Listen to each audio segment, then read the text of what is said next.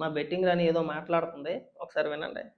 మన కుప్పం అప్పుల అప్పారావు, మన ప్రస్తుత గౌరవ ముఖ్యమంత్రి చంద్రబాబు నాయుడు గారు, మన పాయకరావుపేట పాపమ్మ, మన హోమ్ మినిస్టర్ గారు మంగళపూడి అనిత గారు, అలాగే మన పిపిపి పిఠాపురం పీఠాధిపతి పవన్ కళ్యాణ్ గారు, అలాగే మంగళగిరి మాలోకం గారు, మన పేపర్ లీకేజ్ నారా లోకేష్ గారు. ఎప్పటికప్పుడు ఎవరు కొడతారో కానీ శ్యామల నిన్ను మహిళల చేతిలో చెప్పి డబ్బులు గట్టిగా తినేస్తాను.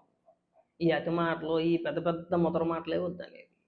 నువ్వెంత, నీ బతుకెంత, నీ బతుకు తగ్గ మాటలు మాట్లాడని చెప్పేసి చాలా సందర్భాల్లో చెప్పాను. చంద్రబాబు నాయుడు గారి అనుభవంలో సగం ఉండదు, ఆయన గెడ్డంలో నెరిసిన ఇంటికంత ఉండదు మన వయసు. మనం కూడా పెద్ద పెద్ద ముదర మాటలు మాట్లాడితే ఎలాగా? ఏం మాట్లాడుతున్నావు నువ్వు?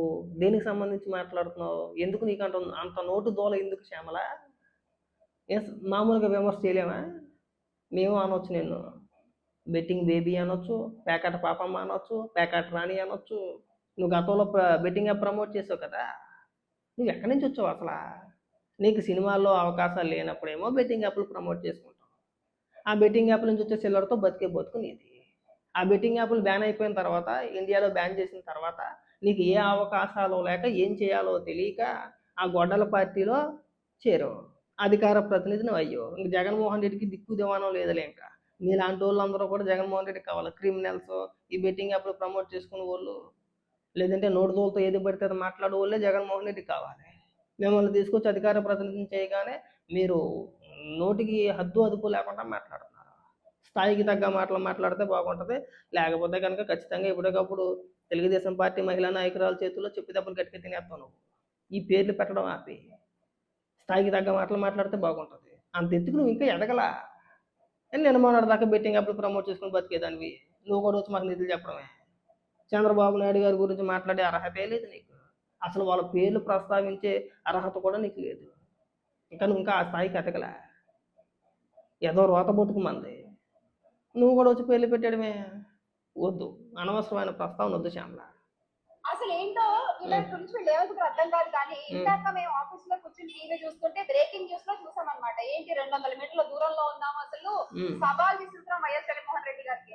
అసలు వైఎస్ జగన్మోహన్ రెడ్డి గారు ప్రెస్ మీట్ పెట్టి అడిగిన సంబంధించిన ఏ ఒక్క ప్రశ్నకైనా మీకు సమాధానం ఉందా? నీ దగ్గర ఉందా బెట్టింగ్ రాని? నీ దగ్గర సమాధానం ఉందా? ఓ పని చేయండి, ఈ బహిరంగ చర్చలు సవాళ్ళు ఇవి ఏం వద్దు. బెట్టింగ్ రాని బాగా గుర్తుపెట్టుకో. మీకు జగన్మోహన్ రెడ్డి నిజంగా అంత దమ్ము ధైర్యం ఉంటే తిరుకోడి కాకపోతే అసెంబ్లీ సమావేశాలకు వెళ్ళండి. మంచి అవకాశం. రాబోయే అసెంబ్లీ సమావేశాలకు వెళ్ళి అక్కడ మాట్లాడమను. మీరు అసలు మీ గురించి మీరు ఏమనుకుంటున్నారో, అమ్మాయి నీ గురించి నువ్వేమనుకుంటున్నా, మన బతుకు అందరికీ తెలిసిందే.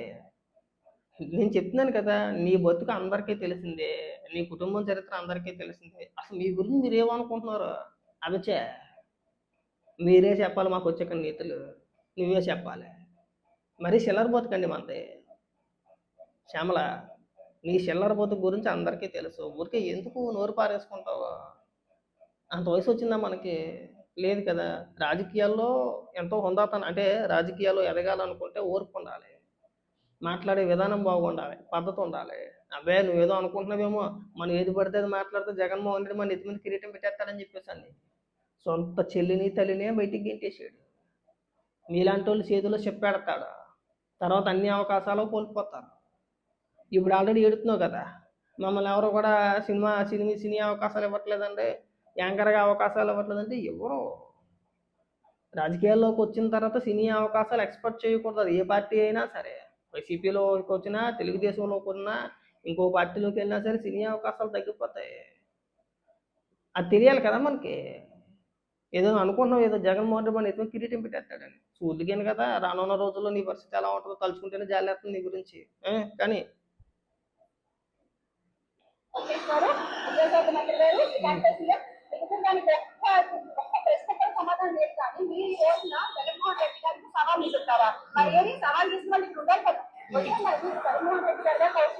మీ పార్టీలో మొగోళ్ళు లేరు, వైఎస్ఆర్సీపీ పార్టీలో మొగోళ్ళు లేరు, మొగోళ్ళు ఎవరో లేరు చర్చకొట్టడానికి. ఇదొక సచ్చు పార్టీ.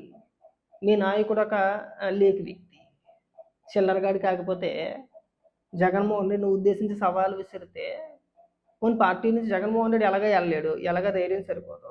ఎలాగ సమాధానం చెప్పలేడు. మనకు తెలిసిందే. గట్టిగా బహిరంగంగా ఒక ప్రెస్ మీట్ పెట్టలేడు. ప్రెస్ మీట్ పెట్టినా సరే ఎవరైనా ఒక విలేకరు అడిగిన ప్రశ్నకి సమాధానం చెప్పకుండా పారిపోయే వ్యక్తి సవాల్ తీసుకొని చర్చకొస్తాడని కూడా మనకు అలా రాలేడు. కనీసం మీ పార్టీలో ఉన్న మగోళ్ళు ఎవరో ఉన్నారుగా, ఆ పేరు నానియో లేదంటే అంబటి రాంబాబో ఇంకొకడు ఎవడో ఒకడు ఉంటాడుగా. కనీసం వాళ్ళ చేత అయినా సరే మేము సిద్ధం అయ్యి ఇక్కడికి వచ్చాం, మేము ఇక్కడికి వస్తామని చెప్పేసి అని అంటారేమో అనుకున్నా. అది లేదు, ఆడవాళ్ళు పంపించేసాడు. ఈ లక్ష్మీ పార్వతిని, ఈ శ్యామలని వీళ్ళు పంపించేసి మేము వచ్చేస్తాం చర్చికి. ఏం చెప్పేస్తారు మీరు వెళ్ళిపోయి అక్కడ. ఆ లక్ష్మీ పార్వతి ఏమో ముక్కు తిప్పుకుంటా మూతి తిప్పుకుంటా ఎప్పుడెప్పుడు పాతకాలం రోజులన్నీ చెప్పుకొస్తుంది. నువ్వేమో బెట్టింగ్ యాప్ల గురించి చెప్తావు అక్కడికి వెళ్ళి. ఆ చర్చిలో నువ్వేం చెప్తావంటే ఆంధ్ర 365 వాడండి, ఎలా డిపాజిట్ చేయాలి, ఎలా విత్డ్రా చేయాలి, ఏ గేమ్ ఆడాలి, ఏ ప్యాకెట్ ఆడాలి, ఏ క్రికెట్లో దేని మీద బెట్టింగ్ వేయాలి అన్నీ బాగా నేర్పుతావు దగ్గరికి వెళ్ళి. బాబో మీరు చర్చికి వచ్చేస్తారా? మీరు అంటే వాళ్ళందరూ మాట్లాడితే మేము వినాలా? మా రాష్ట్రం చేసుకున్న కర్మ అంతే. మీరు కానీ లేదంటే లక్ష్మీ పార్వతి కానీ మాట్లాడుతుంటే మీ ముందు గొట్టాలు పట్టుకొని నిలబడతారు చూడు, వాళ్ళకు కూడా సిగ్గు శరం లేదు అసలు. ఎవరి స్థాయి ఏంటో తెలుసుకోవాలి. నీకు ఆ స్థాయి ఉందా శ్యామల? నీ స్థాయి అంత ఉందా? ఆ స్థాయిల గురించి మాట్లాడుతున్నావు కదా, అసలు మీ గురించి మీరేమనుకుంటున్నా, నీ గురించి నువ్వేమనుకుంటున్నావు? నువ్వేమైనా పెద్ద నాయకురాలు అనుకుంటున్నావా? చాలా షో చేసావు నువ్వు స్టార్టింగ్లో, మేము చూసాం.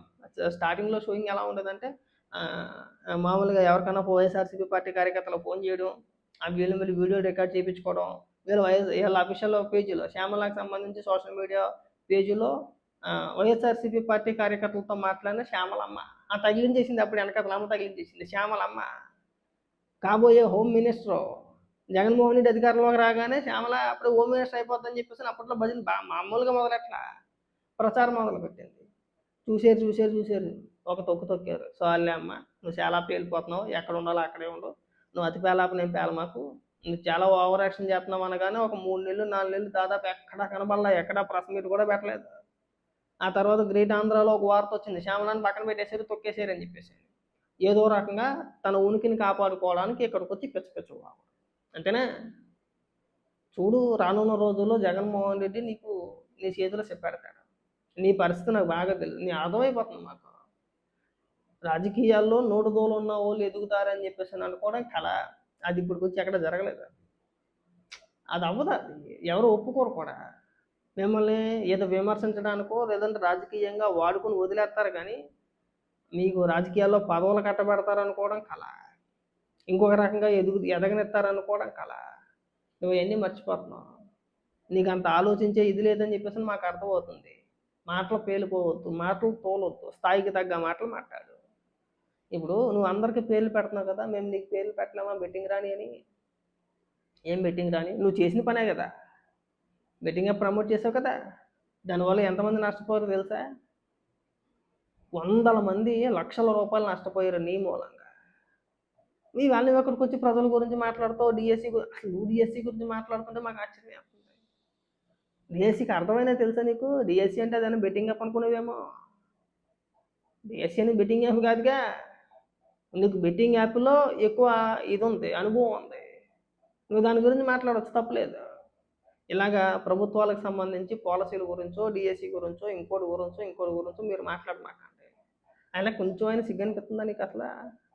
గత 5 ఏళ్ళు మీరు రాష్ట్రాన్ని పరిపాలించి ఒక్క సంవత్సరం కూడా ఒక్క డిఎస్సి నోటిఫికేషన్ ఇవ్వకుండా, ఒక్క టీచర్ పోస్ట్ భర్తీ చేయకుండా ఇవాళ మీరు మెగా డిఎస్సి గురించి మాట్లాడుతుంటే నవ్వాలో ఏడవాలో అర్థం కావట్లేదు. మరి మీకన్నా అర్థమవుతుందా అది? లేదు, ఏదో రకంగా మన వార్తలో నిలబడాలి, ప్రజలందరూ